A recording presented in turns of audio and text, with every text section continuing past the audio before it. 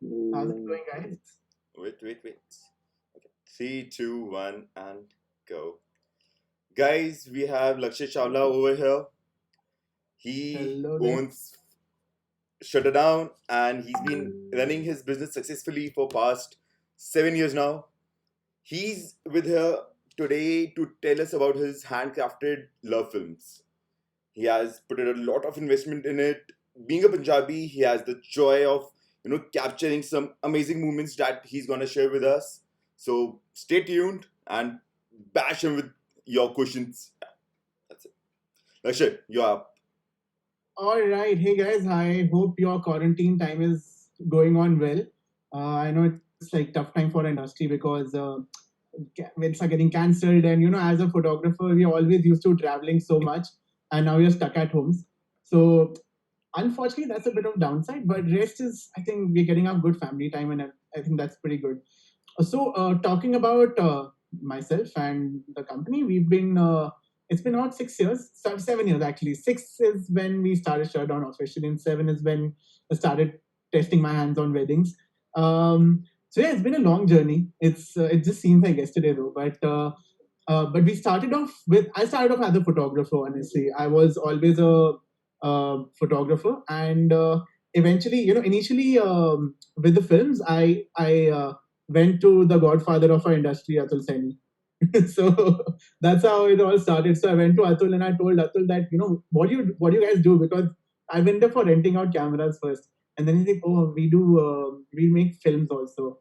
And that time, because talking 2013, 14, like wedding films, like what wedding filmer does, right? So well, that time it was only wedding filmer, that time.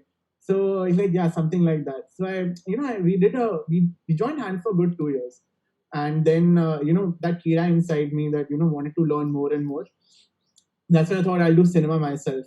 So obviously I don't shoot everything myself. In terms of I'm a photographer. I'm still a photographer, but I love cinema. It's something that I personally love. It's like my sister and my mother, like photography and cinema. So honestly, if someone says, "Are you a good cinematographer?" I say, "Okay, I'm quite an average cinematographer. I'm just a fine cinematographer." But in terms of, I think what I like more is direction and on-table editing, and obviously pre-planning, which really enhances everything in cinema. I think cinema you need a lot more pre-planning than photography. Again, nothing to photographers. I'm a photographer, but I personally feel um, you can make good films without pre-planning, but you cannot make great films without thinking out what you have to do, without understanding the depth of what your client wants. So yeah, that's how the journey started, and we got like a few people on board, and there's still few of them are still there, and it's great to have them around. So that's how it all started, and yeah, it's going well now. Yeah, so over to you, Prashant. Let's Okay. go for it.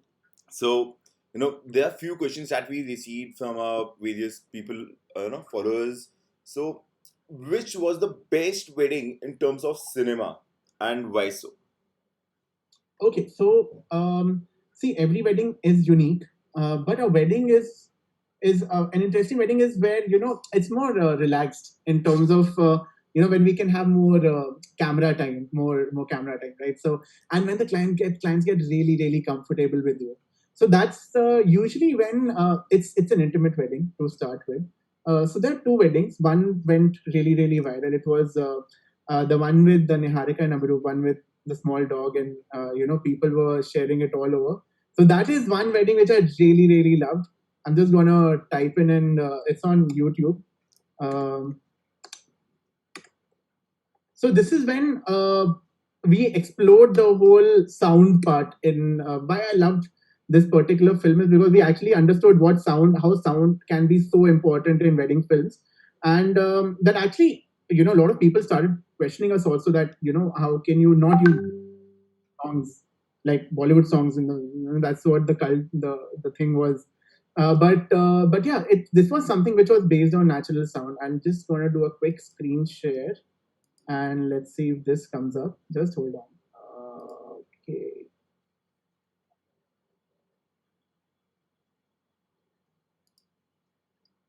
All right. Okay. Just a minute. Let me just put this on. I think you can see my Google screen. Yeah, now we can. Yes. Yes. So this was the first film. We will see what times we won the mic on. Everyone has official hashtag hands. I know the colors come out pretty well. She went on take my wedding. Yes, Goldie. Achoo, come here. Sure. Have a sandwich or something. यार एक में मेरा लहंगा है ना पूरा तुम्हें क्या problem Okay, you'll catch up with us. I'm sure you'll drive faster because Goldie's in our car. We couldn't go really.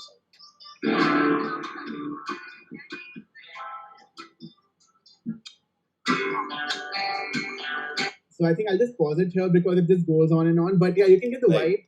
So this was one, and second, I'll just show the second, which we shot very recently, actually, and it was a wedding, which was not really a wedding; it was an engagement in Goa, a 2-day engagement in Goa. Recently, we shot, and that also I personally liked because we got again a lot of camera time. The clients got really comfortable with us, and that changes everything, man. So I'll just quickly play, and then I'll show you what I'm talking about.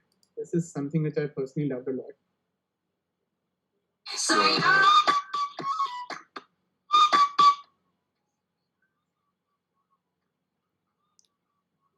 Audio. to hold me Nice. Nice. caminando así corriendo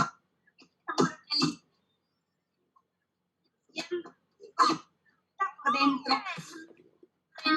bañarme en el sin razón sin problema no te preocupes si no te aprueban cuando me critiquen tú solo di soy yo.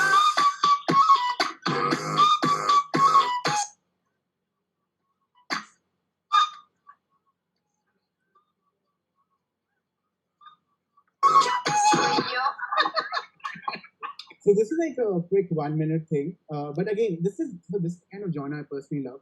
But again, we don't really restrict ourselves to genres because the problem with restricting yourself to a particular genre is that you can't fit one genre to every single person. So that's when the flexibility comes out. That's when your pre-planning is like on a high level at every wedding, because if you just go with one single thing that okay, now I want to use natural sound in it and I want to make it like this or that, the clients might not like it at all. So yeah, so that's where your pre-planning comes in play. That's definitely where so honestly, I whatever films that have been really good, what I personally like, have all been pre-planned. When I say pre-planning, that does not mean scripting it. It's like having a when I say pre-planning, it just means having a timeline in your mind, or even one song for that matter, or at least having that experience. Okay, let's and sometimes we take that decision when we meet the couple. So a lot of our couples are based in US, so we might have a Skype chat or something. But when we meet them, like okay, this is gonna suit them completely. That's when we implement it. So we don't like okay, this wedding we're gonna do this. Everybody has a lot of plans, but they don't fall in place. That's the part of our wedding industry, because this is so every couple is so different. You can't put in anything anywhere. So what I'd recommend is think of like have like 10,000 timelines in your head. So that only happens when you keep listening to music, keep watching new films. Have like 15, 20, 30 timelines in your head. Whenever you find that, okay, this is the right couple, go for it. So I think that is a small technique that has been working really, really well for me in terms of, edit and in terms of shooting as well. So, has your own wedding changed your perspective towards wedding films or? Yes, a lot. Actually, you know why? Because I went for my wedding completely unplanned in terms of shooting. Okay, let me give you a brief. 25th February 2018 was my wedding. The toughest, the most peakest year of our life. You can ask Sahil Dhingra right here. Okay, we had insane number of weddings that year. And my wedding was on 25th, 22nd was our last shoot. These guys came from Calcutta, Shivani and Achin. I remember the clip. 23rd मेरी पहली शुरू हो रही थी. Right. So, and we didn't have any time for pre-planning. Niharika said, at least make me meet the team. Like, okay, we Right. made her meet the team, and I asked Niharika, what do you want to ask them? Like, you ask them. So we had no planning at all. And we're like, okay, बाद में देखेंगे क्या होगा. So we went with a very different approach of no planning at all. But the thing is that, see, the whole idea is that I think in films, no, a lot of things change apart from the wedding.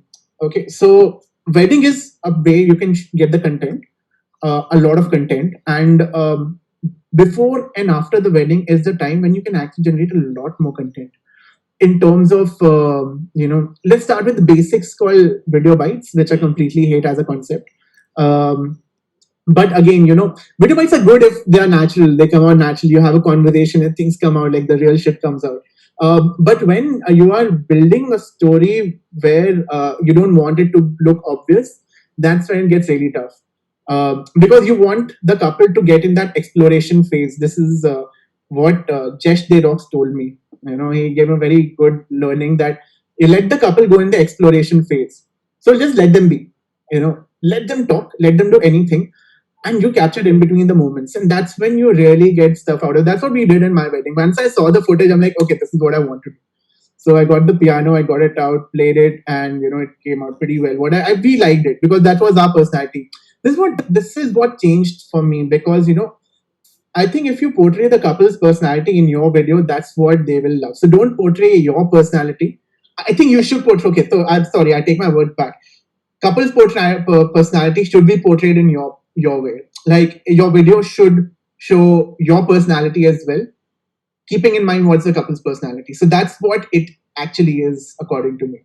That's what works really well. So I was shooting with another cinematographer on 2 weeks back, and we had like the same day edits. Both of us, like, had the same day edits. And my films are very different from his films, completely different. Same cameras, sort of cameras. I don't even give a damn about what cameras people use. But same client, same setup, same everything. Two completely different films. When we saw each other, so like, wow, this is, his films was pleasing to different audience. My film was pleasing to different audience.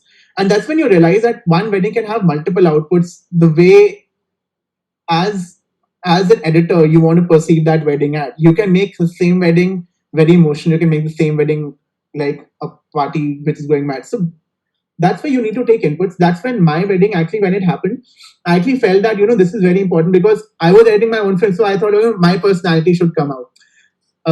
So that's when you don't ask the couple what they want, because what I wanted for my wedding film, I did completely different of what I wanted. Like, it was a complete, crazy film kind of a thing. Whereas I thought I'll go for something more touchy, more emotional, but when you actually think that that's not my personality. So that's what, when a client says this is what I like, just don't take it. Just don't take it seriously. Like, take it seriously, but they might have different genres, but never take it as like, this is the template which I want to work on. So always take their inputs, but don't take it completely by heart. You need to improvise your thing into it. A lot of times clients have told me, Laksh, I don't want any party scene in it. Okay, I'll give you a very good example of this. Once there was this client who, one of the most touching weddings of my life. This wedding, Sal, you were also there. Akash Malika, Tudhana, right? So basically, Akash Malik was probably one of the most touching weddings of my life, because in that wedding, the client told me, it was the same day. So they told me, Laksh, I just want party. I don't want anything emotional and stupid. So I'm like, okay, cool. Everything was going on track. We were making a super party video. During the wedding, we obviously got to know that she's not having a father, and her father passed away just like not a long back. And she was quite emotional about it. Obviously, she didn't let it out because she didn't want to, jeopardize the party. But we started talking to her, and I'm not a bite person, honestly. I love natural things happening, and we started talking, and we entered the phase where when she was talking, I was getting goosebumps, and we completely changed the promo. And it started with a party, but it ended on such a note that every single person, almost even I was in tears, I should be saying it, but it was really touching. Like, I still get goosebumps when I think about it. So I think improvising it your way, not sticking exactly to what client said, because a client thinks he knows everything. He knows what he wants, respect that, give him what he wants, don't give him what he completely doesn't want. But at the same time, you need to improvise your way, like the way you work. Okay. Actually, just one thing. Can you just balance your laptop or something? It's actually just too much Sorry. jerk. Oh, sorry, I'm just holding it on my lap. That's why. Yeah, Okay. this is good. Yeah, this is good. Perfect. Okay. Okay, yeah. So, also a few more things that I'd like to ask you over here. We got lots of questions for you. So, Okay. from starting from the basics, what all gear or equipments you use and what you feel is कि क्या essentials है कि ये तो होने ही चाहिए for your wedding films, and about that, the equipment and the Okay. gear. So, talking about gears, again, whether you use Canon, Nikon, Fuji, Sony, don't even get into the at all. I love Sony because it just helps. It just does what I want it to do. You can do any camera. I'm not like a salesman ki ab ye lo. But yes, the lenses, I personally love shooting with only prime lenses. One lens you should completely throw out of your kit is a 14 Samyang. It's the worst lens ever. Initially when I thought Samyang is the best lens, I was completely wrong. Sorry guys, if I've told you to use that lens ever in life, that's the shittiest lens I've ever. Because I started using better lenses. So first of all, you might just want to keep that lens in your kit in case you want to show expanse, but don't use it much. First of all, it's not a good lens. It's after 2 years to never use that lens. Instead, we started using the Batis 18 2.8, which is a much better lens. It's definitely more expensive, but trust me, it'll last longer. So if your Samyang lasts for I've bought like more than 6 Samyangs in 7 years. So, and every 2 years they have to be changed. But the Batis 18 is a very good lens for your gimbal. Okay, let's start with the basics. So you need one wide, two mid, and one close. Basic 4 lenses that's all you need for a good cinema. So what we carry is 118/24 based on what we want to do. Some calls we take at the wedding. Then we might be shifting 18 to the 20 Sony that has come out 21.8. You need to have a light gimbal. So don't have heavy lenses and cameras on the gimbal. Always keep it light. We love using the Weebill, but right now our Weebill खराब हो गया, so we're using the Sony Ronin S. Not a lot of gimbal, honestly. Gimbal, should me lagta hai, okay, my advice would be don't use a lot of gimbal. Just stick to basics. So basically, in terms of lenses, you need a wide, which can be 18/24, 18/24, a mid, which can be your 35 and 35, 235, maybe 150, 135. Assuming that, you have to be parallel, so you need 2 block lenses, and then maybe 185 or 135. 135 gets a bit too close unless you are shooting a very big wedding where the stage is like miles away from you. But I think these 4 lenses are only. Don't complicate your lenses. Don't have like 20 lenses in your kit. Instead of a wide, maybe you can use a 16-35, but that's about it. I'm not a very big fan of Stobby which a lot of people are using, but that's my personal take. In terms of cameras, A7 III is a great body, A7S2. But again, I don't use A7S2 with A7 III because it has a different color sign. Instead, you can use a 6400 or a 6600, which is the new crop sensor camera, which is actually very good. The only downside would be that above 3200, the performance is not that great, but that's the usual crop sensor. So if you're using Fuji, it's kind of a similar problem you'll face with that. But again, 6600 has IBIS as well, so that works out really well for me. So ideally, I use a mixture of A7 III and 6600, the 3 cameras, 6600 or 6400. Don't use a 6300 with that because again, different color signs. The moment you get all these different cameras and everything in one film, now like the colors go for a complete toss. We ideally need cameras with the right color signs. That is pretty important, which I learned this year only. Actually, this is something new I learned. The color science was completely off of 3 different cameras, the older cameras of Sony. So either you use only A7S2 that series, or if you're using, then you use A7 III, A7 III, and 6600 or 6400, or all A7 IIIs or A7. Even R4 I've used, man. Like there's no hassle while using that camera. So similar. Usually, what is the okay? What is the team size that goes for a wedding? 3 members. Period. No more, no less. It's a very good team size. Maybe you can add the 4th one, but not really recommended. If it's a very small wedding, like 80 to 100 people, maybe a two cinematographer team will also do. But three is very tried and tested and very comfortable. It works out beautifully. Two to three, in case it's like a 3,000 gathering or plus, then four maybe. And that you have to educate the client that, why you need the three, why you need the four, and why you need the two. Three has always been the best cinema size because you have, if say the bridal entry is going on, you have the perfect three cameras at all the places, sorted. So three people, yes, that's the optimum size that you need to go for. Okay. And before like the team goes on for a shoot, whether you are present there or not, is there might be some briefing that you give to them. So what sort of briefing Okay. you give? Because Yeah, that so plays a that very is important role, I interesting. think. Brief. Okay, so we start with a questionnaire first of all. The client gets one questionnaire, which they fill out, and then the person who's leading the team, say me. So I'll brief the team. Okay, this guy wants. So questionnaire is basically a client gets to answer like what kind of films they want. We give them options of like 5, 6 different genres of a film. One can be party, one can be sober. We don't stick to that. Like this is not what we have to, but that's a good start for us. So we get to know what kind of films they like, what kind of genre of music they like. Some people actually write it in their thing that we don't want instrumental and stuff. We want proper lyrics and proper Bollywood. So you don't want to completely neglect. Maybe so I hate Bollywood honestly, and that's not our genre. But then we start finding covers and stuff, because it's very important to understand that end of the day it's their film, so you have to work according to them, putting in your effort.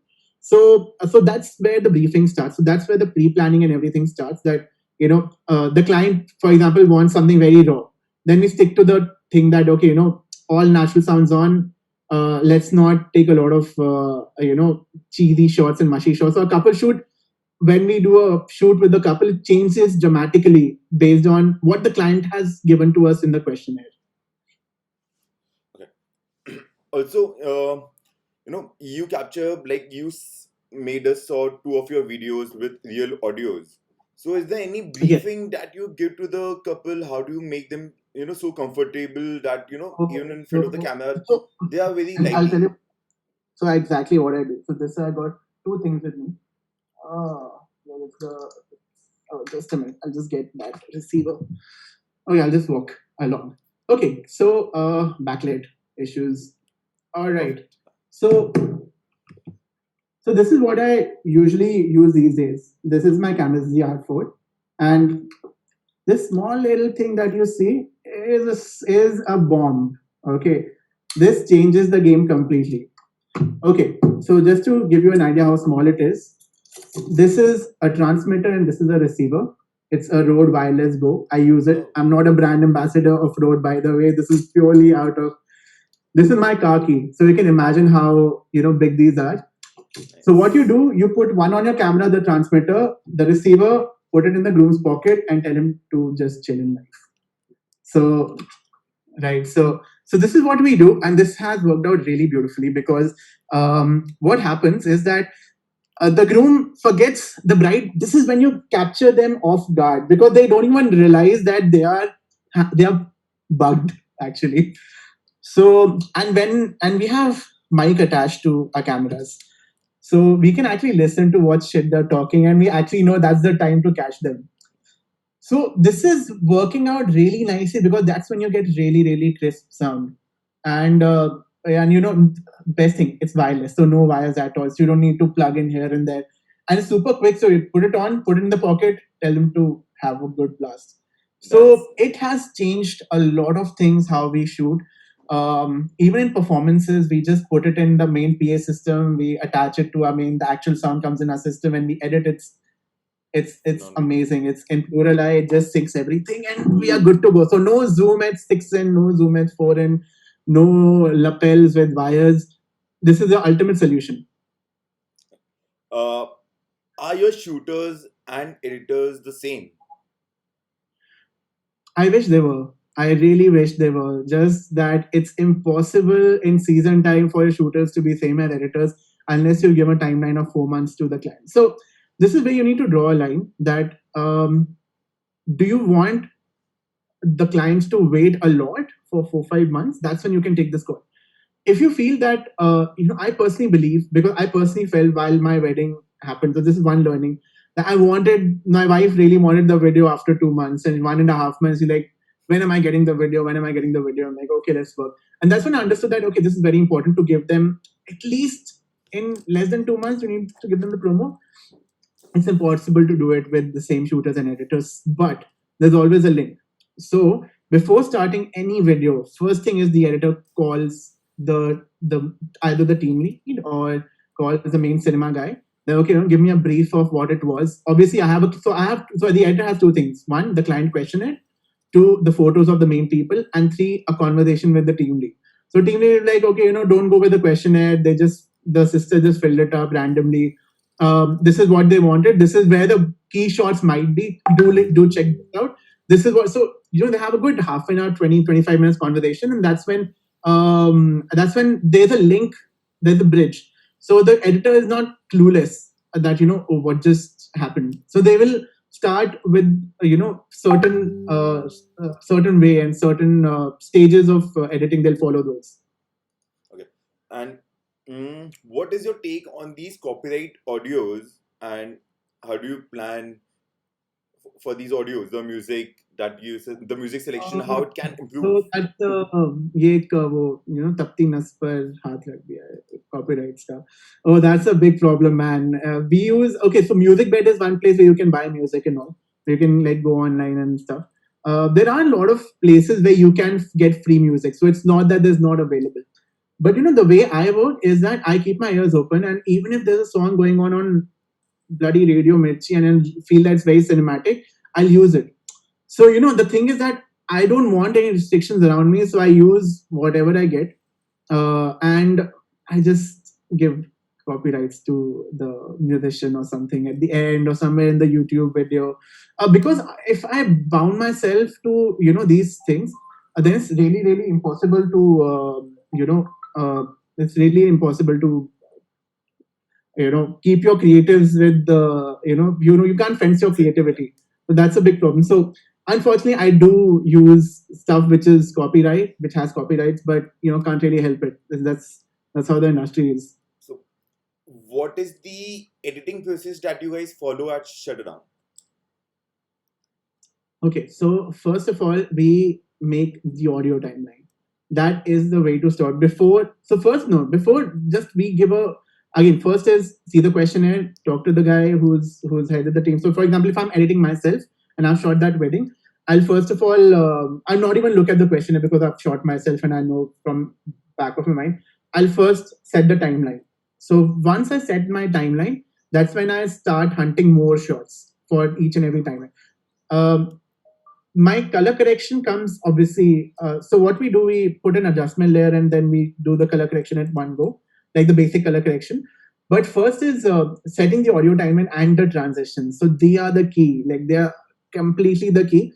Once your audio timeline is set, you can imagine each and everything. Again, as I mentioned, that I already have the timeline in my mind. So sometimes I actually go with like timelines to the.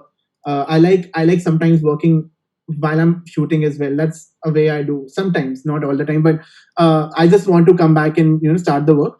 So first is the audio timeline with the transitions. You have the transitions sorted and smooth. That's when you can start putting the shots onto it. But that's definitely how you go ahead. And I think I've talked a lot about how we go about the editing process in the earlier conversations that we've had. Right. So, okay. So, how do you manage the data workflow, the data flow, and the hard disks, the data entire? Okay, so we have 3 hard drives in total. One is a travel hard drive. So, for example, it's the wedding is say Lakshya Chawla. Then there'll be one travel, a normal 2. So we keep it really simple. So we unfortunately don't have any NAS because I personally thought that the normal hard drives are working better because you can shift places completely. So we have a travel hard drive, a normal 2 TB hard drive, which goes to every shoot. We get all the data. That hard drive is kept as it is. That is copied to a main backup, like the master backup. Okay, from the master backup, the editors take what they want.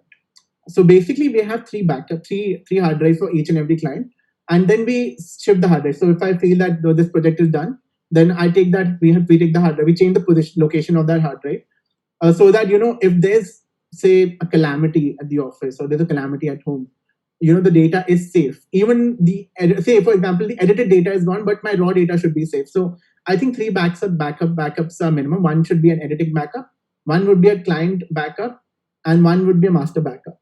So the drive that goes to the shoot, we never format that. We get it as it is, copy it in another drive, and then copy it in another drive. Which is the third drive is the editing drive where the editors edit. So that's the structure we follow, working out pretty well for us. Okay. So I guess you answered Okay. many of our questions, but there's one question, like how Yeah. Shutterdown So handles the cinema part from start to the end. Like I didn't get you. I'm so sorry. how Shutterdown manages the cinema part from start to the end. So you answered various questions that will be included in this already. So apart from Okay. those points, are there any key points that we need to keep in mind? Okay, first you need to understand, you need to talk to the client. Definitely, man. You can't just go and start shooting. Even if the client says in US, get at least one or two Skype calls with them, because that's when you at least get to know a bit about them. If possible, have one meeting, have two meetings, like a chilled out meeting, just to chill with them. I've actually called two of my clients over here, and we actually chilled at home. We called the team and stuff. So do that. Like, understand the client first. Try to understand what they really really like, and that's when in the office, if you have enough time, if you feel that you're able to do it, then you make a a mood board of that particular client, and when you make the mood board, you kind of understand that these things we need to follow. We're not able to do it for all, but when we actually, as I mentioned, I have because I keep listening to music all the while. It's like my second nature. So when I keep listening to music again and again, I kind of create timelines. And when I feel that this time is fitting in, then we start dwelling a little more. Then we start making the mood boards. Then when we go out for shoot, so that mood board is not like a communication which is done to the client, like make a chart and we show it on a phone app. That is the mood board. It's something that is created with like two people or maybe one person, that may be the team lead, or maybe me alone. Like, this is the mood board in my mind. That this is what I want to do with this client. So I do that mood boarding, and then I tell each and every team member, this is what I want. This is what we have to shoot, and this is what we need from each. So 90%, obviously 100% is organic, but about 10% is activity based organic. That means you don't really tell them to do this and that. Just give them an activity, let them do. Depends on what they want to do, like what they want in the final thing. Do they actually want something very raw and nice? Then once you give, as I call them activity based shoots, then we give them activities. I decide activities beforehand that this is what they do. In between the activities, we get some moments, and that's when we get the data back. On shoot, we have certain rules that we follow. We don't break those rules. One rule is not to use 14 for sure.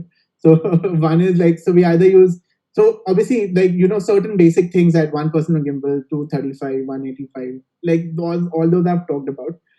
That's when the data collates. Okay, now one thing is pre-planning. It's super important, which is when you have to sit with the client. Maybe if you can do the couple shoot or something beforehand, before the wedding starts. So, for example, they call us on 29th, and 29th is just guest welcome, and then you talk to them beforehand. So plan this. This is where the change happens. So, for example, if it's a Thailand wedding, 29th, 30th, 31st. So I'll just talk to the client, understand what the itinerary is like, and then when you pre-plan, okay, 29th, this is the time when I want you guys only. Okay, deciding the outfits is so goddamn important, because if you don't tell them, they'll wear anything. Treat your clients like babies. Like, just don't assume that they would know everything. Tell them each and everything. If you want to stylize anything, whites have become very popular these days. Don't stick to that only thing. Because outfits can change everything. So plan what outfits, because the shoot is the only thing that is under your control. Performances में वही shots आएंगे कि बोल के वही 85. You cannot control that. Only thing that is in your control is the shoot and how organic you can make. So that is something you need to pre-plan beforehand. Any ideation needs to be done beforehand. Yes, improvisation is the key, because maybe you find a empty bottle of Coke. You can tell them to play truth and dare with that. So improvisation is very, very important, because when a couple opens up, you don't know if they open up 15 minutes before the shoot ends. So you need to be prepared for that as well.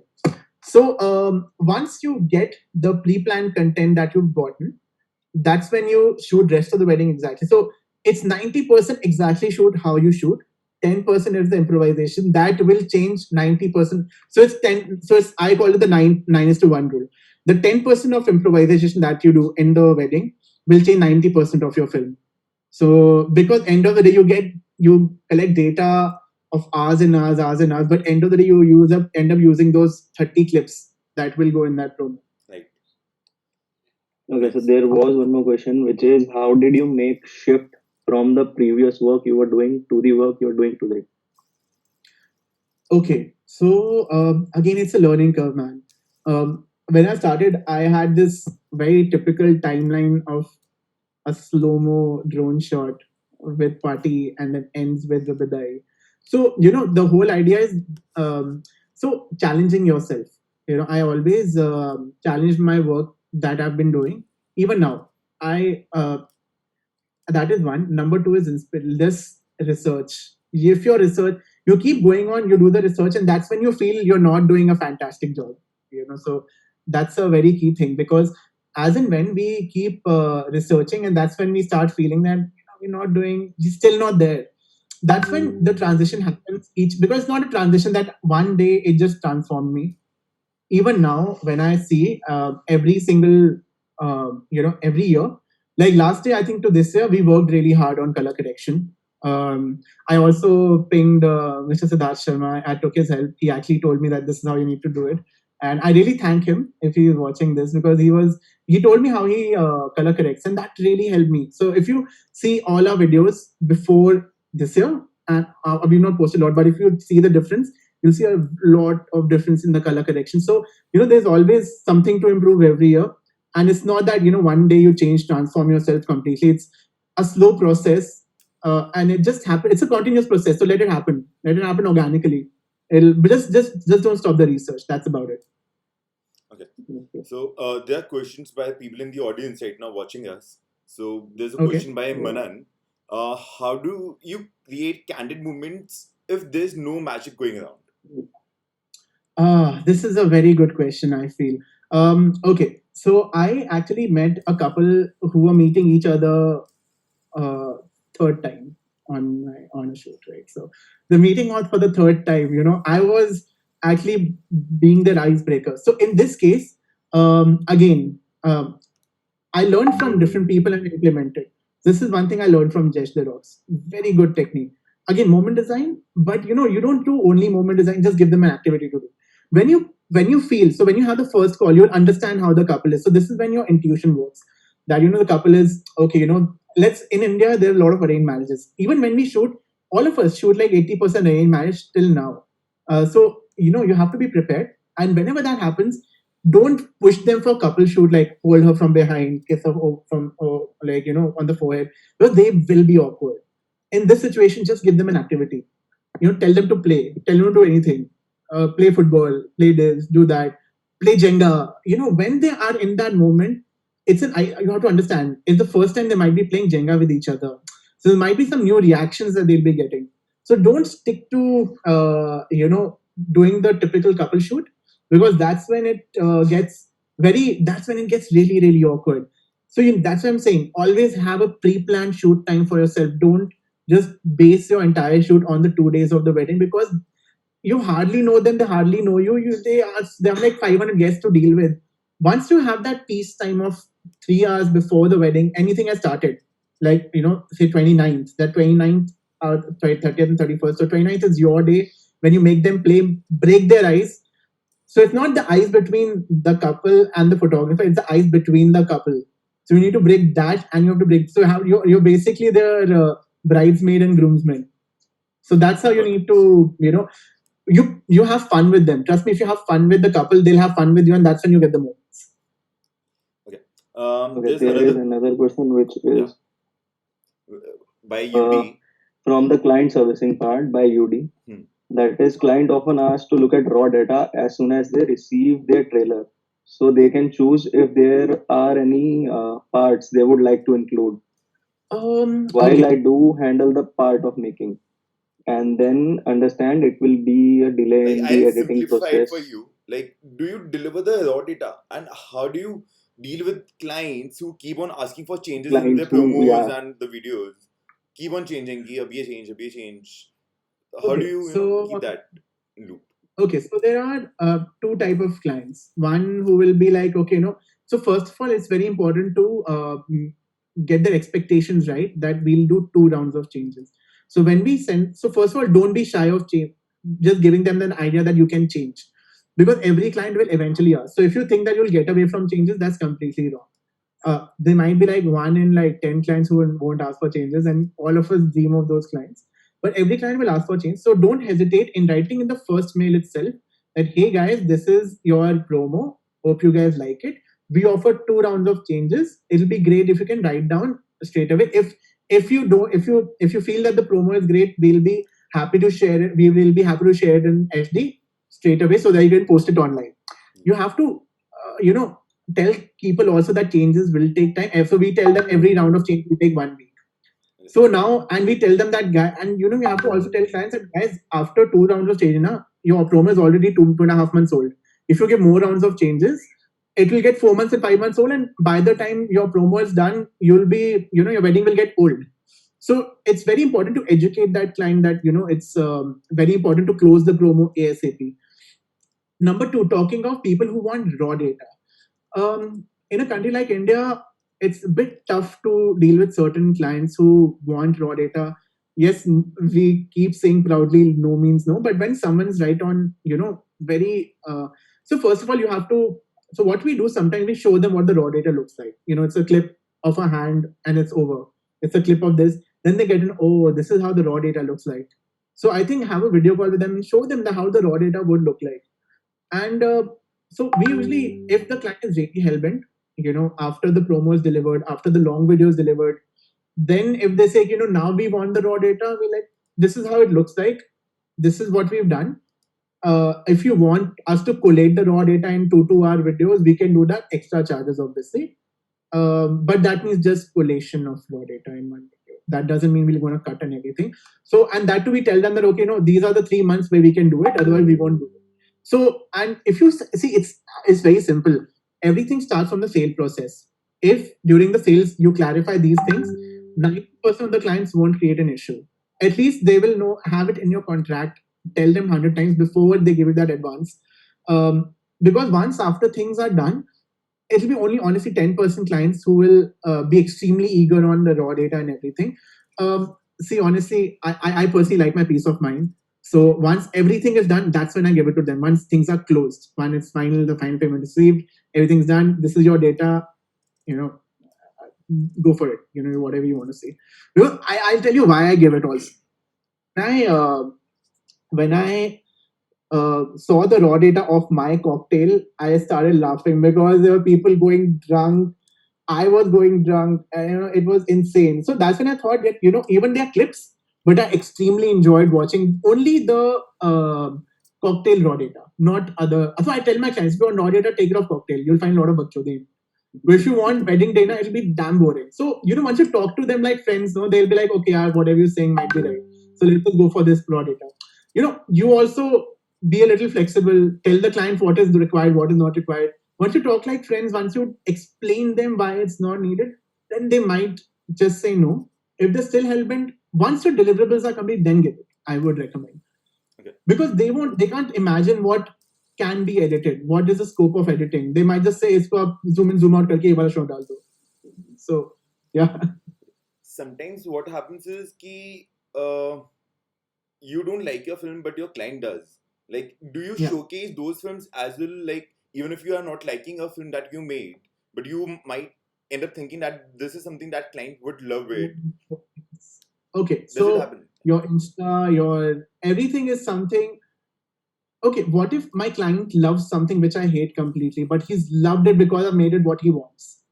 But that is not what I want to showcase, because if I showcase that, I will get clients who want that stuff, but I don't want that.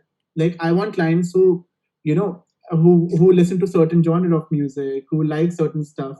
And that's why so if a client actually says that, hey, why aren't you putting your stuff on, your Insta? Then we sometimes actually say that, this is what you had asked us to make. We made it as per your wishes. sometimes clients say, okay, do whatever shit you want to do. It's your brainchild. That's when we actually post it online, because we know that we've been given 100% freedom on this. Because if say a client likes, okay, if a client likes Honey Singh and Badshah, okay, I'm just giving a very rough example. I'm not a big fan of Honey Singh Badshah. Some people are very big fans. It's a matter of taste. It's not a matter of he's cool or he's not. Okay. So if he asked me to, put songs by Arijit Singh in my film, I would happily do it if the client says I'm fine with it and he loves it. Even now people say that I want Ding Chagna in my film. That explain them this done to death. Why you want to do it? But some people, some brides are like, no, I really want it. Then we like, okay, go for it. It's your wedding film. But I won't be posting it because this is not something I would want. And they respect it, because otherwise they say, okay, if you want to post this, you can post that. But we tell them we need 100%. If you give us if it's my brainchild, then only it's going. If it's not my brainchild, if I feel that too much changes have been done, or it's because end of the day, the client is paying me, right? I'm not doing a favor to them. So if they're paying me to do something, I will do exactly what they would love. I would want to close my videos in the first go. But I might not post it. Maybe it comes out great. I would love to post it. Once a bride gave me an idea, like, let's do this. It came out well. I posted it, and it came out well. I'm not sure if you've seen that video, the Mairi, with the bride, with the song, with the Mairi playing in the background. It's a female Mairi. So that idea, the bride told me that I want Mairi. So in my wedding video. So I found female version of Mairi, and then I posted it. It came out really well, beautiful. Like all brides loved it. So sometimes they might just give you some good opinions. Sometimes they might just give you something that they personally like. So put what you feel yourself, not what, because every client is so different. You just get lost in the world of posting. So, related with this, I remember there was a film in which you were singing at the bridal entry, right? Oh yes, That was his film only. no, And that the Africa one. yeah. Yeah. So, Bhavisha one. how did it turn out to be like? Yeah, how it all So happened, and you that's ended up okay. putting it up in a teaser, right? Yeah, and she loved So, it. And after that, I've done it for 2-3 brides. So okay, so again, I when I go to a wedding, I call myself a Dadiwala bridesmaid. So that's the way I love connecting with the brides, and I feel that we actually connect a lot on a lot of things. So so we were in Africa, we were there for a lot of time, and as I said, first thing I do is I chill with them. So when I chill with them, the team like, oh, have you seen Lakshya sing? And like, oh, the bride loves live music, and obviously in Africa you don't have a lot of options for Indian musicians. And then she's like, okay, Laksh, I have a guitar. Like, let's see how you sing. So I'm like, okay, this is I started singing, and then she's like, okay, you know what? You're not shooting my bridal entry. You're singing it. You're let everybody else shoot. So luckily we had extra shooters in that shoot. So I actually ended up singing, and she actually said that that was one of the best moments of the wedding for her, because she wanted a live singer. So yeah, but yeah. So that's how it is. So it's all about getting that, making that. It's all about chilling with the clients, man. It's all about, if you chill with them, you have fun with them, have a beer, have a coffee, whatever suits them. You have to make best friends with them. Period. Like, they will do anything if they love you. That's about it. That's a quality that you have for sure. Like, I Trust me, still that remember everybody can the have, man. first Like, time you that just have we met. to have fun at the wedding. That's about it. You have fun. So only weddings I struggle is when I'm not having fun at the wedding. But this year I almost felt that I had fun at every single wedding I shot. Honestly, like, obviously getting tired is something different. Obviously, all of us, I'll get after 3 o'clock, 3 a.m. in the morning, I'm dead. But what keeps you going is that connect when the groom and bride say that. The last picture that we posted on Insta is the groom like giving me a kiss on my cheek. So that is the kind of rapport that you want to.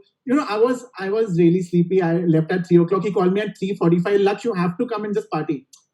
So I'm not really a party person. I just came without the camera, and then we were just chilling for 2 hours, and then obviously so obviously your routine goes for a toss. You have to be prepared with about that. But you're not only there to shoot. If you trust me, if you have that comfort level now, you can talk with your eyes. If I tell my clients to give me a shy look, they like suddenly do like this.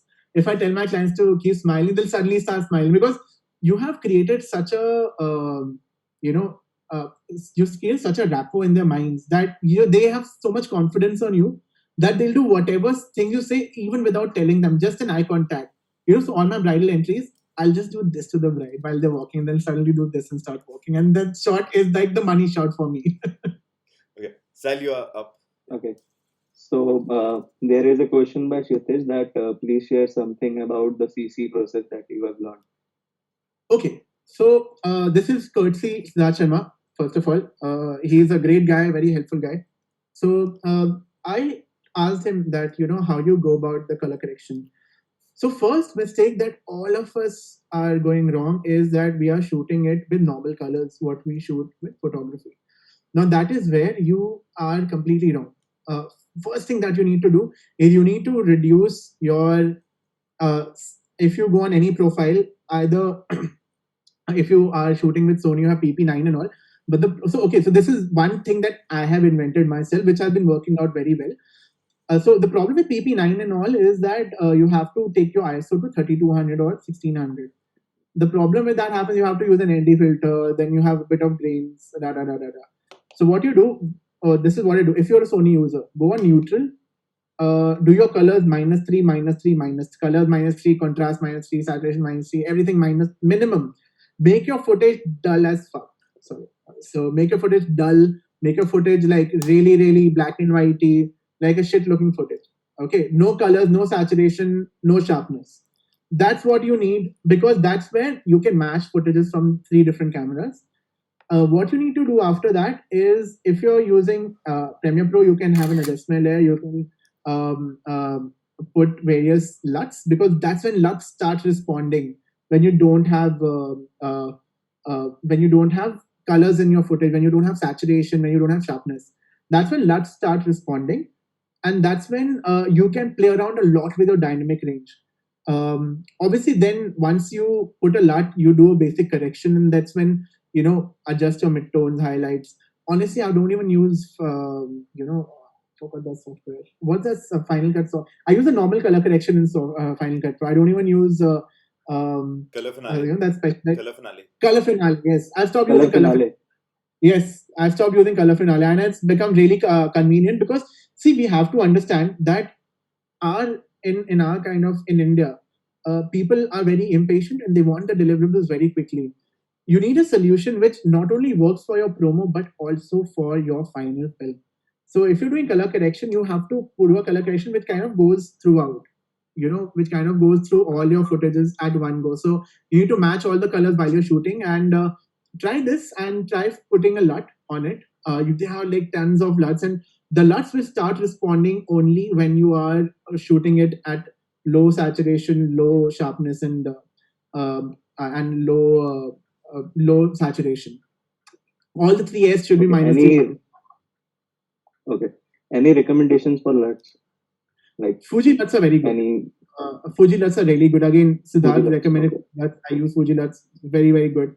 Again, so it's not that आपने LUT डाला और हो गया काम. You need to further correct also after putting the LUT, and eventually it works out really well. Okay. So there is a question by username dumb guy that how many dumb dude, sorry, how many weddings do you do in an year? अभी corona virus के चक्कर में तो everything is on hold. But yeah, we end up doing 50 plus in a year. It's very tough to give a right now, like an exact number, because it changes. But 50 plus is what we do. So we like doing more weddings. Again, some years it can be 60, some is 55, some is 65. We don't have a target. It's like just when we feel we've got enough on our plate, we'll stop it. But 50 plus is definitely what 50 is something what we do, at least. Okay. Another question is by Mon Amor Weddings, that process behind bride and groom portraits, especially on the wedding day. How do you make them comfortable? Okay, bride and groom portraits. Are you talking about photography or cinema? Because there are no portraits in cinema as such. Again, you can have cinematic shots of them in kind of portraity. So portraits, you don't really have to make the portraits are poses. Like you have to just set them straight and right. The tougher part is to get them into that zone of being happy and funny and laughing and giving those moments to you. I would say portraits, you don't have to do a lot of things to make them comfortable, because a portrait is something that's good looking to your eye. So only thing that you do is, when you shoot, okay, in photography, when you shoot, you always show them the photo and tell them that, okay, no, this is what I want. Like if I put my shoulders like this, I look, see, it's all about making them look good, right? So if you make them look good, that's by the right posture. So Jerry Gioning's videos are really good. If you're looking at the right posture and poses, you can just have a look at the video. You'll actually learn a lot from that. So 1 hour on posing. So that's a very, in terms of making them comfortable, I think that's a rapport you need to start building. I think half my conversation have been, because once you have the rapport, they'll just quickly follow whatever you're doing, whatever you're saying, they'll quickly, because everybody wants good looking photos, right? Okay, one more thing in portraiture, don't get too technical that, I'll use mag mod here, I'll do this over there. Just give them good looking photos, period. Yes. So once, for example, it depends on time that you have. If you have 15 minutes with you, that's a very less time, honestly. So you just shoot what they would like. Don't shoot for your gram. Don't shoot for the gram. Just shoot for what they want for their gram. For your gram, if you have half an hour, 45 minutes. Because after 20 minutes, you know that they've given them their shots. That's when you take out your grids and everything and you start experimenting with 2, 3 different lights. But start with a single light or maybe 2 lights in the beginning. Go for the basics. Go for something that they would cherish and like. Try to hide the places where they're looking big. Like if, for example, I won't like a bottom angle of my face because I look like a giraffe from the bottom. Because I've got like a big double chin if I remove the beard. So don't touch their angles where they're not looking good, because you're getting a great shot. They will hate it. So, and you'll invest a lot of time. So if a time is 15 minutes, you have to think that, okay, I have to put in my time to do what they like, not what I like. After that, once you've given them what they like, that's when you start posing for what you like, and you make them comfortable from day zero, not at the time of portraits. Okay. So another question is related to lights. That is by Kathat Sagar. That is, what lights you use for cinema? Okay, so there are 2 lights. We started using. So one is the normal ice light. The idea is you use the eyesight very close to the subject. One is, I recently invested in a Stella. It's a fantastic light for a rim. So now the thing with cinema is that rim works better than your face. Face light is still fine, but if you give a reflector also, a whiteboard, that will bounce enough. But a rim really creates a cinematic effect. So Stella is something that creates a lot of very good rim light. So if you're using Stella, it's an expensive thing, but on B&H you can find a lot of these hard lights. The only suggestion about using any of the hard lights is that uh, carry something which is very light. You have Godowski light, which is massive, a video light, which is huge. If you can carry it, good for you. But my suggestion is always go for lighter. So that's why Stella works out really well, because you're a nice beam to give a nice hairlight for your cinema. Now that really changes a lot of things. So try the Stella, try the ice light. Obviously, Westcott is the best. The Yongno ice, the colored lights are very good for dramatic film shots. But again, you use them after you're done with your main shots. So first do it for the client and then do it for your gram. So you have the Yongno light, but at one time I would not carry more than 2 lights. So it will be an ice light and a Yongno, and maybe a cut light, like a hard cine light for the rim. So I love Godox. It's just that it's really, really bulky. I don't know the exact name. It's a big video light. It's really bulky. So I found Stella, which is a very good light. If you want a good rim light, it's a bit expensive. That's the only problem. The problem with these lights are your US lights. I'm waiting for Chinese to come up with them. They're not cheap. Okay. So, Lakshay, I think we take a 2-minute break over here.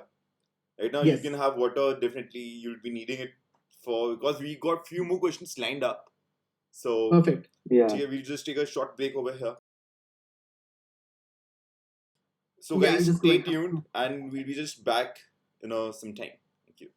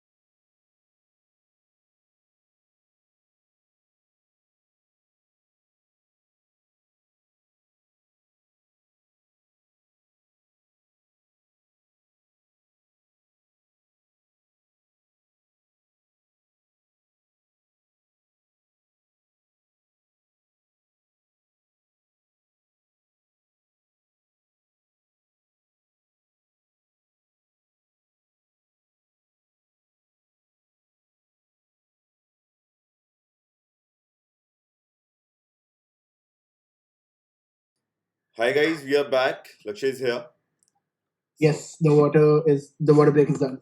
that. Let me adjust my. Yeah, this is good. There's one more question by Kathar that we missed. What are your inspiration from the industry and outside? Okay, so honestly speaking, there's a problem with me. Okay, the problem with me is I follow a lot of YouTube pages, sorry, a lot of Insta pages, and I forget their names. But what I'll do is I'll send you links which you can share maybe in comments or something. Which I start forgetting the names. Um, uh, this is a very weird problem for me. I don't know. I can't Okay. remember names, man. So there are about 20-25 international inspirations. See, Indian inspirations we know, like they're like 20 people. Indian industry is still, I feel, it's at its amateur to intermediate. Only a few people are doing something very interesting. Also, it starts with the clientele because the amount of flexibility we have. But I will definitely share a few links with you. They're insanely good cinematographers, and one is Spanish, one is a Korean cinematographer. Damn good. I forget. The problem with them is like some names are very complex, so I can't really remember. But some of them are really really good. Because again, these are some of them have like Insta pages with like 2,000 followers, 80 posts, doing a fabulous job. So don't ever make your inspiration because he's like an accomplished guy. Maybe a new guy can come and kill it. Right. So I'll share those links with you. They're like really, really good and they do some really interesting stuff. Definitely, that would be a great help. Okay. And Okay. there's Next one question by question. Priyam. So, how do Yeah. you like this is very much related with what you said right now. How do you attract clients you want? Every photographer has a different set of demographics involved. So, Yes. you choose them, your clients choose you. No, How no. it Okay, so happens? it starts with two things. Okay. First is the genre of clients you're already shooting. First of all, their friends would also be of the same genre to start with. So that's one way you get the similar genre clients. Secondly, post what you like. Don't post what your clients are pushing you to post. Because that's the only way you can tell that this is you, this is your work. If you want this kind of work, then Shutterdown is the right place. So always whenever you're choosing whenever you're posting something, post your genre, post what you like personally, post what you feel is amazing, what you've done phenomenally well. Not so when we shoot, we personally want every client to feel that the work is phenomenal, but we shoot for the client, right? We don't shoot it for ourselves in that case. We put like 10% to 20% of our thing in it to make it like very shut it down. But when again, as I mentioned, when the client gives you that 100% liberty, that's what goes on Shutterdown's page for sure, because that's when we've really thought it based on what we want, and that's when we actually post it 100%, 99.99% it's gonna go, because that's our product. Okay, good. Okay. So, there's one thing I had this personal doubt as well. When you're working with freelancers or when you are not there present at the shoot, does the shoot get affected to some extent? Or how much Not at all. freelancers do you use and team Okay, leaders? so most of our team is in-house. About 80% of our team is in-house. We like using freelancers because some freelancers don't go in-house and they're really, really good. So, you don't want to miss out on that talent just because you are hell-bent on using only in-house talent. Hmm. So we always mix it like 80% in-house and 20% freelancers. But those freelancers are kind of empaneled Got freelancers. it. So it's not that, randomly I've got one person on the shoot. So if you're trying a new freelancer, we tell them, okay, boss, first two weddings, we're gonna make you like a fourth cinematographer. We're gonna see how you shoot, and we're gonna pay you 50% of your charge. Because honestly, because your data is not gonna be of my use. It's just that I want to see your work. So because I'm already shooting with three cinematographers, this is like if I have to go for a new cinematographer, this is the strategy. And I never tell them that I'm going to pay you this much or this much. I tell them what the rate is, and then first two shoots 50%. That's when I decide. And that's two shoots are good enough to understand that how a freelancer works, and to start with, if he's creative, if he's hardworking, which is very much required, because in our kind of field, you need to stand for 16 hours, man, straight away. So it gets really, really tough. So, talking about when I don't shoot, when the team takes over completely, honestly, there's not much of a difference because now everything is streamlined and structured. like a client will still fill a questionnaire. We'll still know what it is. I would always be in the back end to see how things are going. The team will have a good briefing based on the questionnaire, that this is what they have to shoot, this is what some clients actually write in the questionnaire: we don't want video guides. Okay, you know what, we end up saving so much time, because if we just go with the structure कि हमें सब मामा मामा चाचा चाची सबका video bite लेना है, so dude, we'll end up wasting a lot of time and the client might not even like it. So you ask a lot of these key questions beforehand, and that's when you save a lot of your time and invested in something what they like, what they would want. Like a client would say, I don't want any generic bite, I just want drunk bites of my friend, that's it. So and they like give a list of 10 friends, like catch them only when they're drunk. So now I have a target. Now this is how it works, right? This is how it works for the team as well. You see what the client wants and work accordingly to that. So say a client might be very different from other client, and we get to know exactly with the questionnaire. So I think that questionnaire, every photographer should get it filled, because it changes the game completely. Okay, so there's one personal question again over here. Ki, what is your hiring process? Like, what things you keep in mind when you are hiring new people, and how much time do you invest in training them? Okay, so firstly, the person has to adjust with the Shutterdown community to start with. When you get a person and the person is not adjusting, that means the person will not be happy eventually while working with us. So first of all, it will be a perfect match. Like he should be able to work when we're working and chill with us when we are chilling. So that's the main thing. Second criteria is the person has to be friendly, man. Like if the person is not friendly, okay, there are certain creative people who might not. So when I say friendly, that doesn't mean he has to be extrovert. He might be an introvert. But having that friendly attitude towards everything changes a lot of things, because that's how we love working. It's a young company. All of us are young, apart from me, unfortunately now, because I've turned 30. So if you have that happy-go-lucky nature, because you can still teach them the tricks of trade. You can still teach them a lot of things. You can't change their attitude towards things. So I think more than their skills, I have actually not hired people who are phenomenal shooters, who are actually really, really good with their work, but just that I didn't get the vibe from them.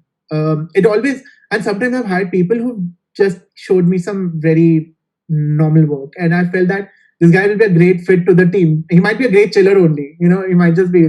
So that is where things change, because if a person adjusts with the team, and he can actually learn more, because now he's gotten friendly.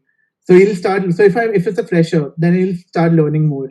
If it's a person who's already been there in the industry, if he had the attitude of learning more and not saying that, okay boss, main to seekh gaya hu, this is how it works, you're wrong. Oh, that is just one pissing off thing that I face.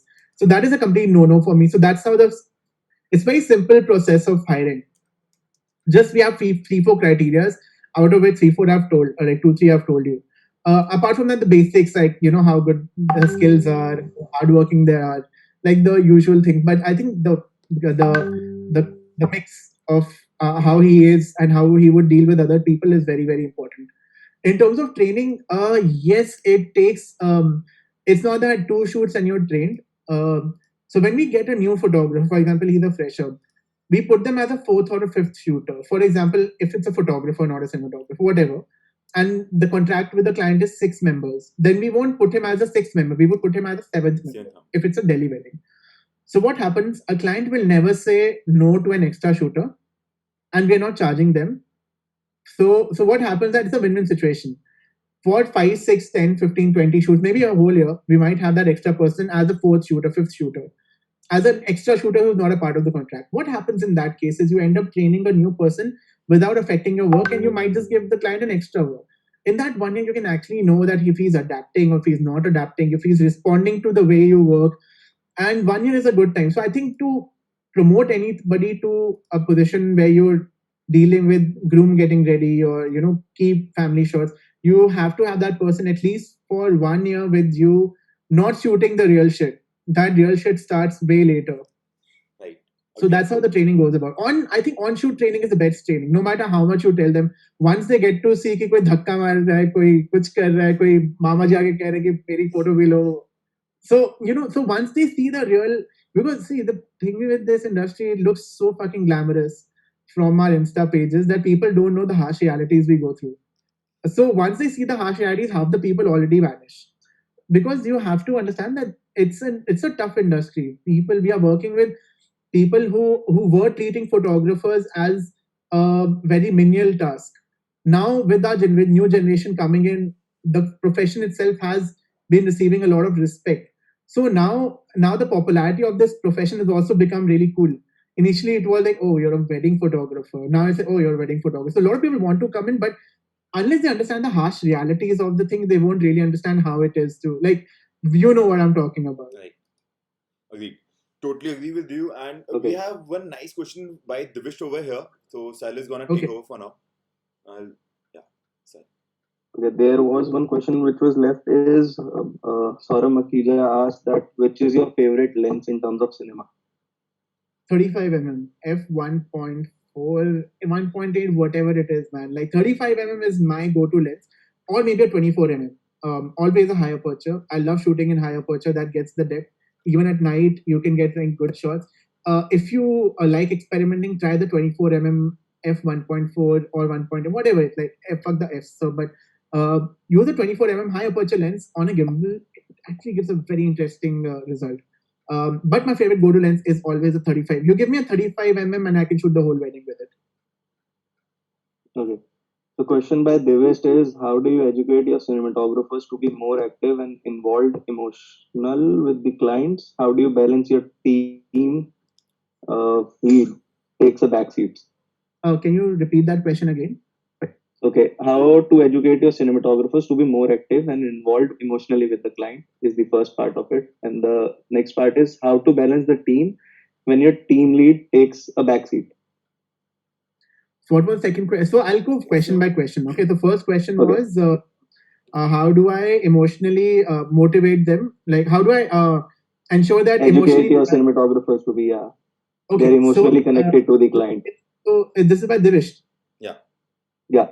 Okay, so the best way of doing it is, that's what the hiring process is all about. So you start hiring people who are in general very emotionally attached to things, who get really emotionally attached to things.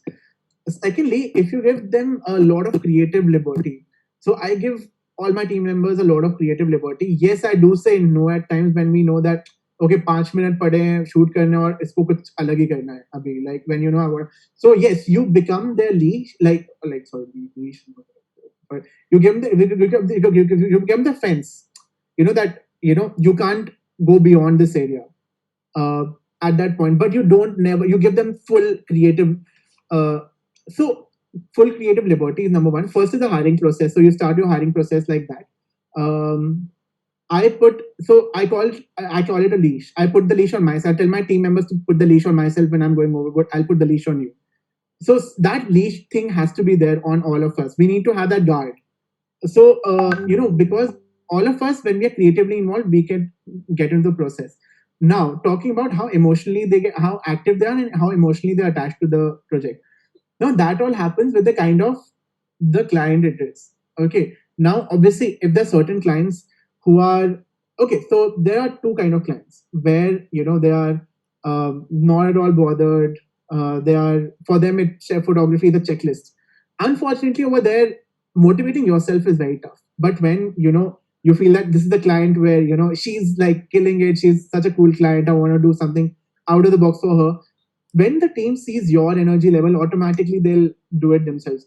And also, even if you feel that the team is not really shooting, trust me, they might be shooting without telling you that they're shooting. So this happens a lot with a lot of my cinematographers, that are sometimes as a team lead, you feel that okay, why isn't this guy shooting, why isn't that guy shooting? Maybe he's already taken all the shots that he needs. So you need to start building that trust on the cinematographer. Only way you can actually verify it is immediately see the footage after he's shot. Right. So if you see the footage immediately after this is shot, then you can actually see if if he's getting emotionally attached to it or not. Running around really doesn't signify that the guy's invested completely.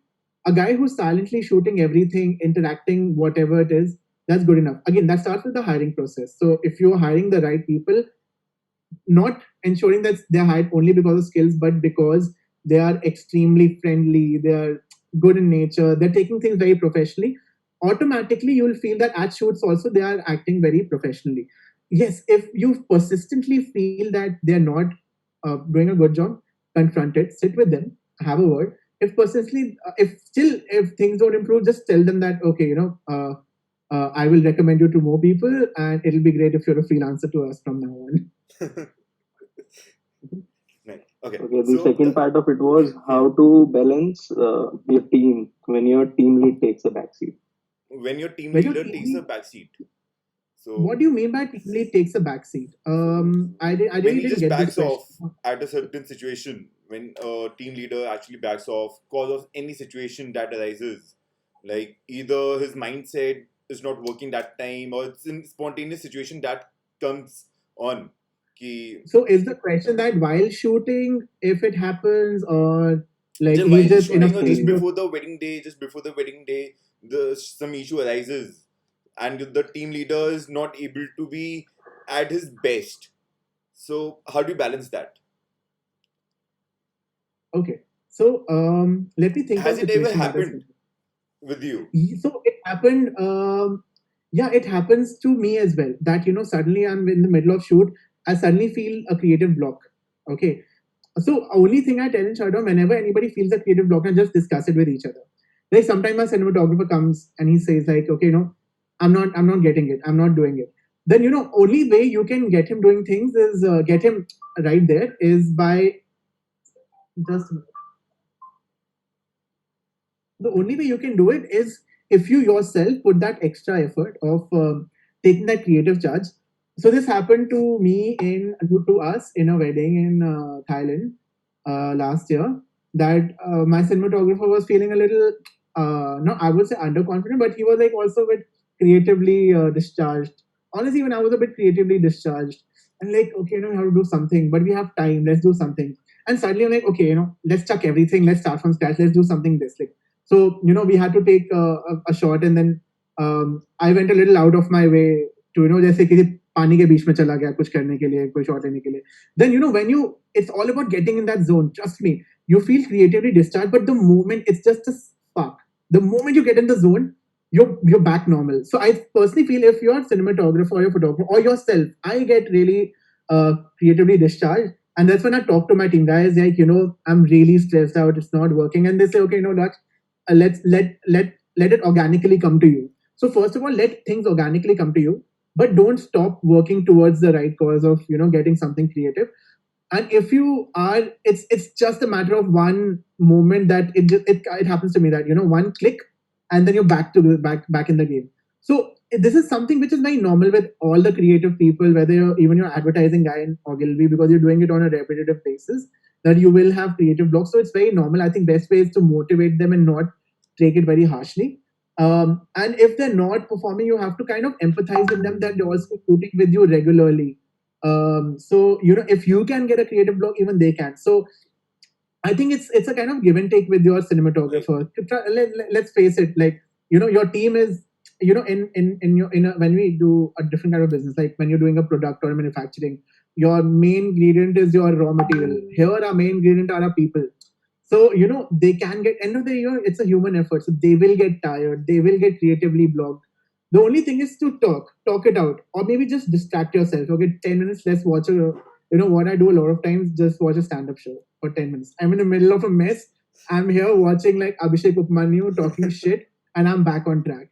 So you can try drifting, because I feel that if you drift from your, or actually give a break to them. Tell them that 15 minutes, take a break. 20 minutes, 1 hour, don't shoot. It's a key moment. I'll take care of it. Okay.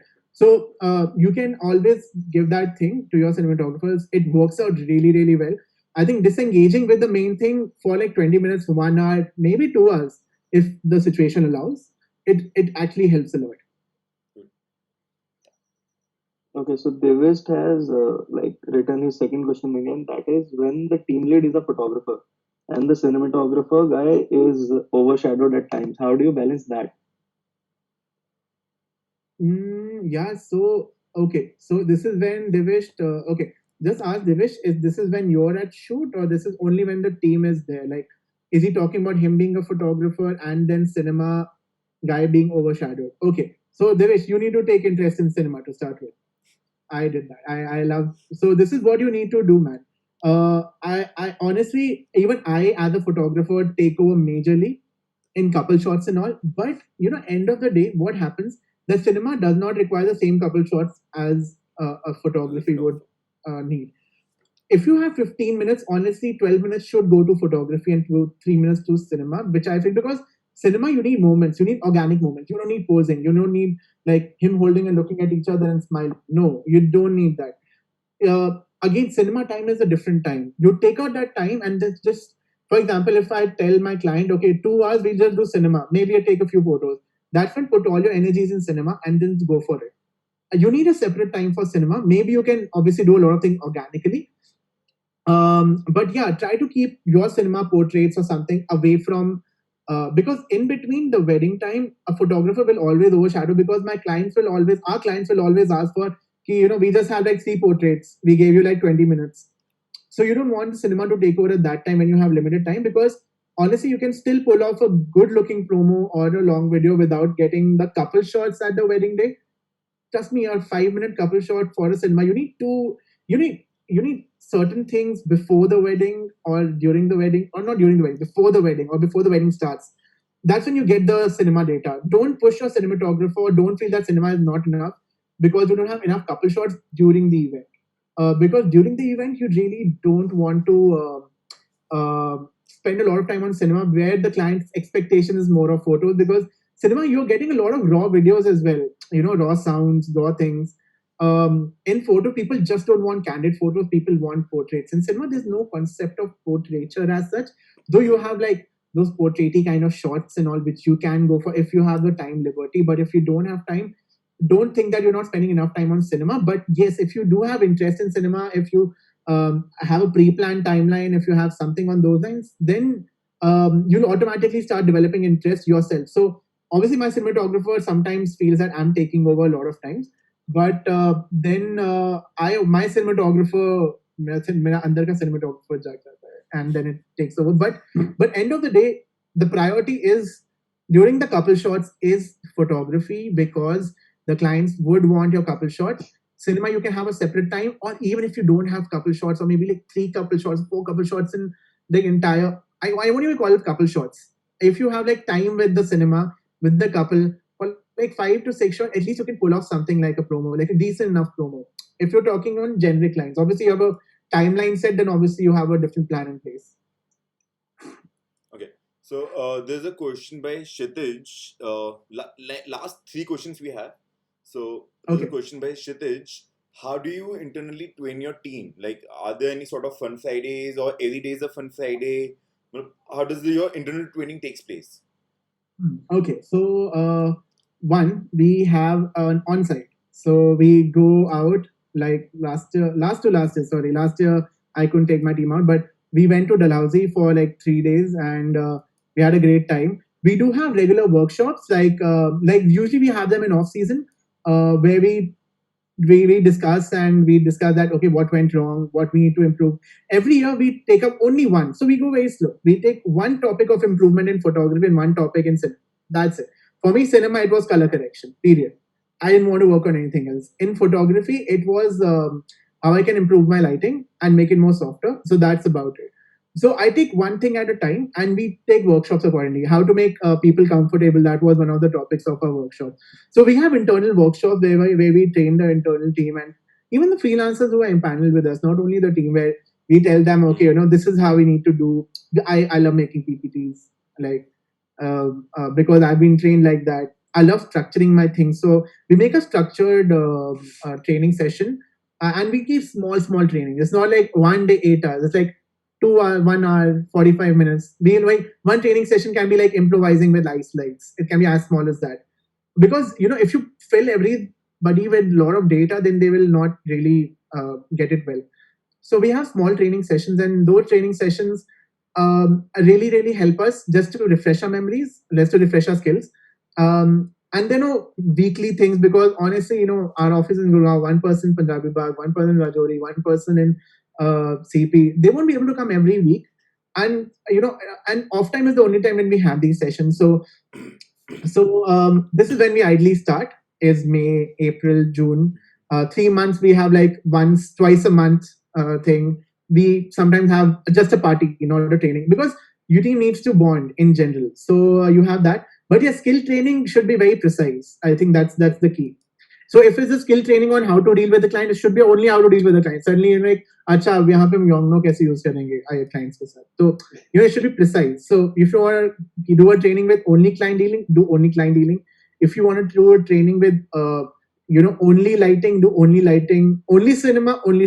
Because if you're doing a training for general and then cinematographers be photographers be cinema ka yaar humne ko bula liya. So all you have to respect all of that, like time of your team members. Okay. So there's a question by Vikhyat. He asks, does every team member has the same color profile? Same color profile. Yes. Like so, if we are shooting on neutral, everybody will be on neutral. Yes, that's very very important. So you're on neutral. So we use only AWB. We don't change our color temperature because that will change everybody. Because if I change my color temperature, other person's still on AWB. That will change everything. So we keep AWB throughout, and we keep neutral -3 throughout. We don't change anything throughout the shoot because if we change anything, if one person changes, the other person doesn't, then again there's a big mess. So we make that we just have one color profile which is only -3 -4 minimum, and we have what do you call only AWB. You can color correct it later, man. Why do you want to shift your temperatures in the middle? Also, as you're a Sony brand ambassador, right? So Right. there's a question for the photography part. How do you take A7 III over A7 R3? Yeah, A7 III A7 III. over A7 R3. Okay, both are fantastic cameras. If you want to do A7 III, it's a brilliant camera. A7 R3 is a great camera. The only advantage I personally feel is focusing wise, everything is same. A7 R3 has one major advantage is that because its megapixels are much more. Like, I might just go wrong here because of numbers, but an A7 III is a 24 megapixel, whereas an A7 R3 is a much higher megapixel, like a 45 megapixel. Correct me if I'm wrong. I don't remember the numbers. But what happens is that when the file, so this is a rough calculation. जितने आपके megapixel होंगे ना, उतने MBs की आपकी file बनेगी. So now an A7 III file is 24 MB, A7 R3 file is 42 MB, 43 MB based on the megapixel. Now, and what happens in Sony is in your mirrorless, you can convert them into crop sensor. Okay, so I have put that setting on C2. It's the most convenient button for me. So on C2, I have put the shift from APS-C mode, from 35mm full frame to APS-C mode. So what happens when I shift to APS-C mode is in a Sony A7 III, that file size becomes 7 to 8 MB, which is a bit low for wedding photography. Whereas the A7 R3 file becomes about 15-16 MBs because the simple rule is 1/3 ho jati hai file size approximately. So now the R3 crop sensor file. So if I'm using say 24 mm with the Sony AR3, I actually have a 24 and a 35 mm for practical uses. Whereas in A7 III, I would do it only in emergency cases. Because I know that file size of 7 to 8 MB will be a little less to work on. Whereas a 16 MB to 20 MB file of a crop sensor A7 R3 is a much better usable file. And if you're not a wedding photographer, then I would recommend an A7 R3 because if you want to go for big hoardings and everything, then you need a bigger megapixel. Obviously, in wedding photography, anything plus 15 megapixel is good enough. So yeah, it's based on your usage as well. So these are the two main criteria. The rest almost everything is similar, man. Like it's both are good bodies. Those are really good bodies. Even for cinema, I would say R3 is good. Like all these cameras are pretty good for cinema also. So at times if you're shifting from photography to cinema, you can shift your R3 as well. It's not really a thing that's only for a photo. It's only a photography camera or something. Okay.